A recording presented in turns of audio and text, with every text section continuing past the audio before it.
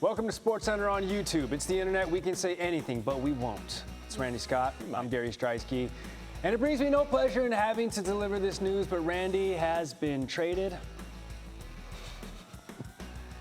The ones who love him most will certainly miss his contributions. Okay, to be clear, though, it's not this Randy. It's not that one. Randy Orton isn't going anywhere, and God save Randy Travis. No, but the same can't be said for the most famous Randy in baseball. Why was that handhold so awkward? Less than a week away from the trade deadline, and the Mariners are making a move, landing Randy Arozarena from the Rays in a late-night trade. Brings some pop to a Seattle lineup that's been reeling of late.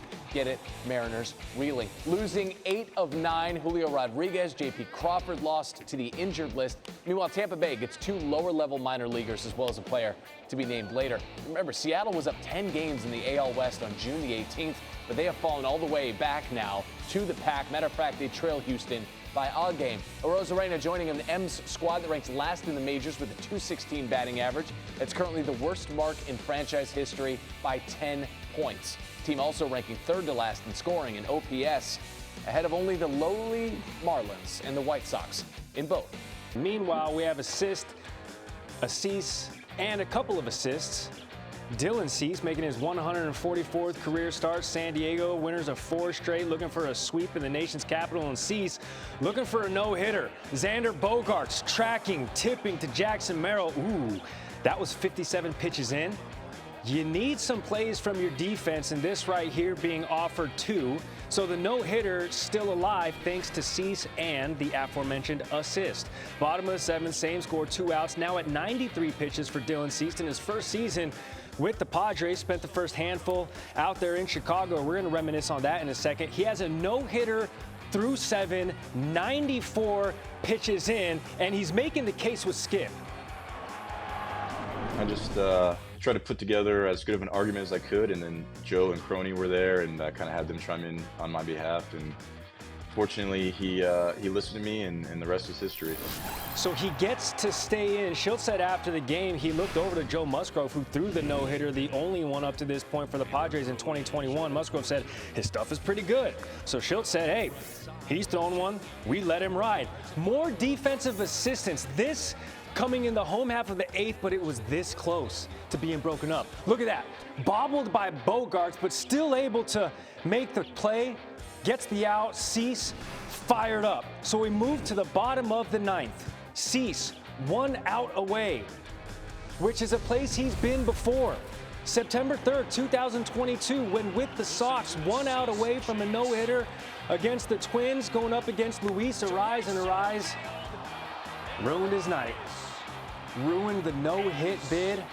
We've come full circle now, because July 2024, those two are teammates. Luis Arraez had the day off, now watching from the Padres bench. C.J. Abrams, he can break things up. The former Padre puts a drive into it. Right fielder gets paid to patrol too. The second no-hitter in franchise history. Dylan Cease, 9 innings, 0 hits, 3 walks, 9 strikeouts. The Padres complete the sweep of the Nationals. Dylan Cease in the record books, and afterwards joining Kevin Nagandi on the 6 p.m. SportsCenter yesterday. And I mean, I've come close before, and to do it, it really is remarkable and kind of hard to put into words. During big moments like that, it's very easy for your mind to start racing and telling you a million different things. So I think just staying in the present, trying to stay focused, that really helped me today. You know, I never really felt like too tense. I almost had the mindset of like, man, it's crazy I've made it this far. If they get hit off of me, I'm going to tip my cap, but I'm going out and emptying the tank. So every inning after the 7th, I would go in and talk with King and Joe, and we talk sequencing, and man, it worked out. It was awesome. Maybe we should have seen this coming. Entering the day, Cease led the majors with 159 strikeouts, and he was continuing to deal. The 5th pitcher in the expansion era to throw a no-hitter as the league strikeout leader among players with at least 2 starts in the season. The first since Randy Johnson 20 seasons ago. He is the 3rd pitcher to throw a no-no on July 25th, no less, joining Cole Hamels in 2015, and of course, who could forget old Hoss Radbourn in 1883. All right, let's get to the Metropolitans of New York taking on the Atlanta Braves. Braves are slumping, but Chris Sale toeing the slab. 13-5 the Braves are when he's the starting pitcher. Bottom 3, Francisco Lindor, glad to see him. It's a double boom. He's got a 2-run shot, his 5th home run in just a 4-game span. It's the most in his career. It's the only mistake Chris Sale really made. 7 1/3, 2 earned, 9 Ks. 6th inning, Jose Butto coming on relief. No outs, 2 on, gets Eddie Rosario waving. I don't want to call it swinging. Then Butto getting Nacho Alvarez Jr. to strike out swinging. Nacho. And then they got Ramon Laureano to fly out to center field to end the threat. And Butto, What'd you call me? big height. What? Say it one more time. Say it one more time. Coming off the mound there. We go top 10. We're tied to 2. You got 1 out, runner on 3rd. Miscommunication for the Braves. Oh. Because running on it was Ramon Laureano. Oh. And then he takes a big shoulder into Francisco Alvarez, who takes exception to that. Surprised he could see him with all the eye black, but Laureano running through Alvarez, well inside the baseline. Brave skipper Brian Snitker said, I don't know what was going on. I didn't have anything on, rather. That's unacceptable because, again, Laureano was running as though it was a squeeze. Speaking of squeezing, squeeze the baseball. It's Laureano who overruns it. Jeff McNeil is your hero, his 2nd career walk-off hit. First since 2021. He said, I'm just trying to be happy Jeff right now. He was, and so were the Mets. 3-2 is the final. It's another 1-run win for the Mets. They're an MLB best 21-10 in those games this season. They're the only team to even hit the 20-win mark. Last season, they were 25-28 in 1-run games. What a difference a year can make. The Mets are 6 games over 500 now for the first time since April of 2023. I am close personal friends with someone who used to deliver those rally fries up there in the great Northwest in Seattle. Let's stay out west. Clayton Kershaw making his season debut after undergoing shoulder surgery back on November 3rd. We haven't seen him pitch in a big league game since the National League Division Series opener back on October 7th. His wife Ellen and his children were there. It's an emotional day for the Kershaw family. He's settling in. All right, this is the top 3rd, no out. Dodgers up 1-0. Tyler Fitzgerald going to find the back of the left field wall. That's going to play Jorge Soler. Fitzgerald in with a triple. Very next pitch, Elliot Ramos, scary here for Kershaw. He had to duck out of this one with the quickness. Hits the backside there of his left side. Giants take a 2-1 lead.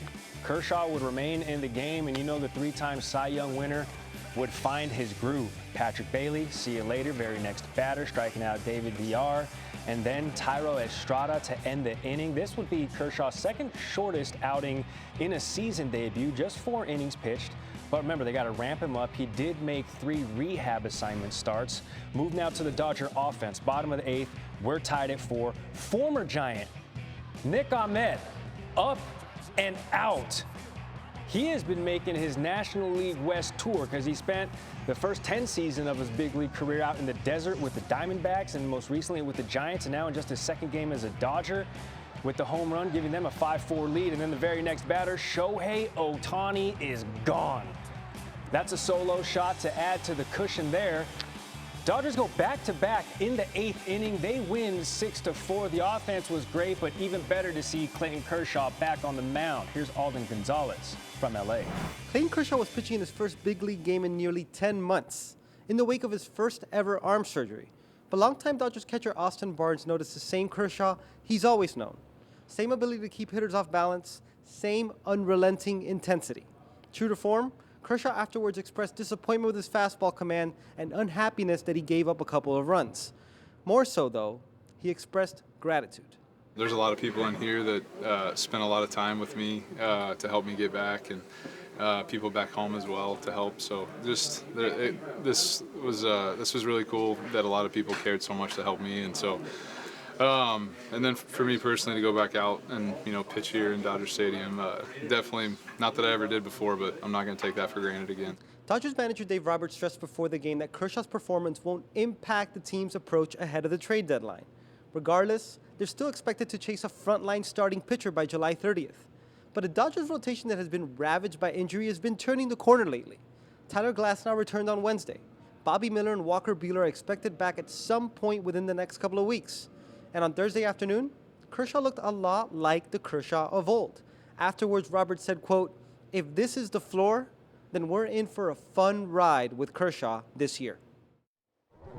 Kershaw allowing 2 earned runs in just 4 innings of work, marking his 14th season debut, giving up 2 earned runs or fewer in his 17 years in the big leagues. Among starting pitchers to debut since 1990, only Zach Greinke has more season debuts with 2 or fewer earned runs.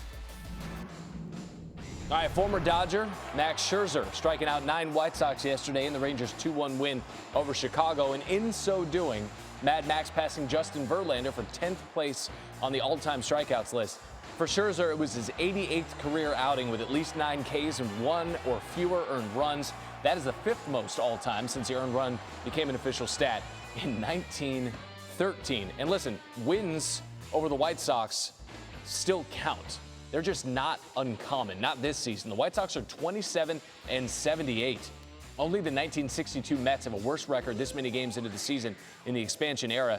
That team was the model for futility, losing 120 games that season. It's the 2nd most in the season all time.